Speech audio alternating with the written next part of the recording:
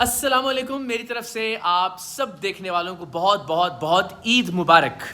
آج کے دن یعنی عید کے دن ایک کوشش ہے، خوبصورت ایک چھوٹا سا پیغام آپ کی نظر کرنے کی، اور وہ پیغام یہ کہ ہم اس عید کو کیسے چار چاند لگا سکتے ہیں۔ ہم نے اس مرتبہ ایک انتہائی دلچسپ اور بڑے منفرد طریقے سے بکرے خریدے۔ ہمارے ایک دوست ہیں شکیل زیدی صاحب،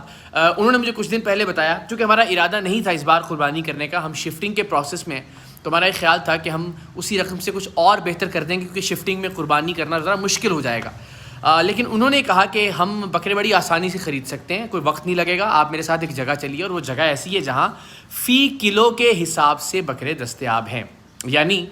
آپ وہاں جائیں، بکرا پسند کریں، بکرے کو ایک ویٹنگ مشین پر رکھتے ہیں، جتنا وزن ہوگا اس بکرے کا اتنے پیسے یعنی اتنے 1000 روپے آپ ادا کر دیں گے، یعنی فی کلو 1000 روپے۔ 50 کلو کا بکرا 50,000 روپے، 70 کلو کا بکرا 70,000 روپے۔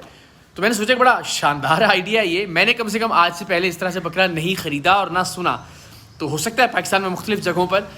اس طرح سے بکرا فروخت کیا جا رہا ہو عید قربان سے پہلے، لیکن میرے لیے پہلاج کے لیے، ہماری فیملی کے لیے بڑی نئی بات تھی۔ سو ہم نے سوچا کہ چلیے ٹرائی کیا جا سکتا ہے، وہاں سے بکرا خریدا جا سکتا ہے۔ سو ہم گئے کراچی میں ایک جگہ ہے کالا پل، وہاں پہ اس چھوٹی سی منڈی کا اہتمام کیا گیا تھا۔ ہم نے 2 بڑے پیارے سے خوبصورت سے بکرے دیکھے، ان کا ویٹ کیا، اور جتنا اس کا وزن تھا اتنے بکرے ہم نے اتنے 1000 روپے ان کو ادا کیے، اور وہ بکرے ہم نے خرید دیے۔ بکرے لائے گئے، بکروں کی قربانی ہو گئی۔ جس وقت میں بکرے قربان ہو رہے تھے اور ان کا گوشت بنایا جا رہا تھا، عین اس وقت میں نے اپنے پیارے دوست صبوح سید صاحب کا ایک میسج دیکھا فیس بک پہ۔ ایک بڑا خوبصورت خیال تھا، اور وہ خیال یہ تھا کہ اگر آپ اپنی عید کو اور زیادہ پیارا کرنا چاہتے ہیں تو اپنا قربانی کا جانور کسی ایسی فیملی کے پاس لے جائیے جو کہ قربانی افورڈ نہیں کر سکتی، اور ان سے درخواست کیجیے کہ اس سال آپ میرے لیے قربانی کریں اور میرے حصے کا گوشت میرے گھر بھجوا دیں۔ تو مجھے اتنا پیارا یہ خیال لگا کہ یہ اگر کسی کے گھر آپ قربانی کا جانور لے کر جائیں تو سوچئے اس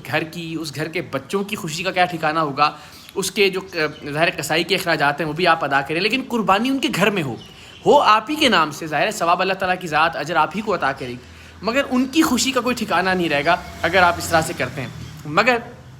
پرابلم یہ تھا کہ ہم جو 2 بکرے لے کر آئے تھے وہ بکرے قربان کیے جا چکے تھے اللہ کی راہ میں۔ سو ہم نے سوچا کہ اب ایک تو یہ کہ بکرا ارینج کیا جائے، دوسرا یہ کہ ایسی فیملی بھی جو کہ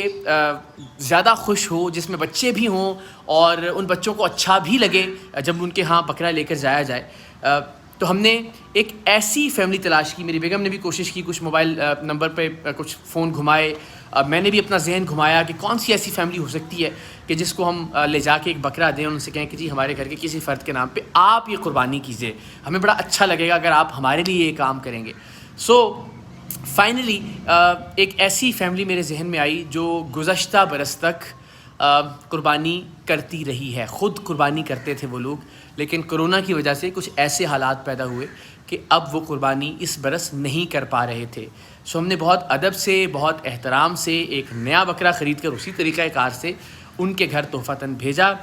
میں دانستاً ان کی ویڈیو یا تصاویر شیئر نہیں کر رہا ہوں، چونکہ ان کے بچوں کو بھی ہم نے بتایا، میری صرف ان صاحب سے بات ہوئی اور ان سے میں نے کہا کہ میرے نام پہ اگر آپ یہ قربانی کریں اور اس کا گوشت مجھے بھجوا دیں، اس کے میرے حصے کا گوشت، اور باقی جن لوگوں کو آپ جانتے ہیں ان میں تقسیم کیجیے، تو مجھے لگا کہ ان کی فیملی بہت خوش ہوگی، ان کے بچے بہت خوش ہوں گے۔ اور میں نے ان سے درخواست کی کہ مجھے اچھا لگے گا کہ اگر آپ میرے بھتیجے اور بھتیجیوں کو یعنی اپنے بچوں کو اس بارے میں نہ بتائیں کہ آپ کا اور میرا کیا معاملہ طے ہوا ہے قربانی کے معاملے میں۔